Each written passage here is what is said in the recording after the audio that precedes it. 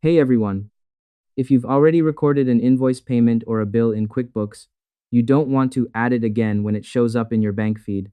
That's how you end up with double the income and a big mess. Today, I'm showing you how to correctly match your bank transactions. Let's jump in. Step 1. Go to Bank Transactions. Start by heading to the left-hand sidebar, click on Transactions, and select Bank Transactions. This is where your live bank feed imports all your latest activity. Step 2. Look for the green match icon.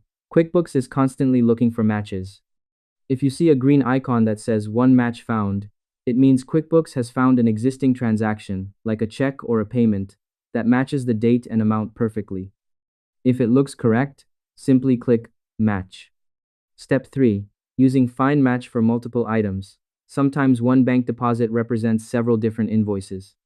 If you don't see an automatic match, click on the transaction to expand it and select the Find Match radio button. This opens a list of all your open transactions. Check the boxes for all the items that add up to that specific bank total, then hit Save. Step 4. Dealing with small differences. If your bank total is slightly off, maybe due to a small bank fee or a rounding error, click Find Match and toggle the Resolve Difference switch at the bottom. You can add a new line item to account for that extra few cents, so the total matches your bank exactly. Step 5. Verify in the Categorize tab. Once you've matched a transaction, it moves from the For Review tab to the Categorize tab. This tells you the transaction is officially linked to your books and won't be duplicated. You're all set for a perfect reconciliation. I hope this helped you out and I see you in the next one.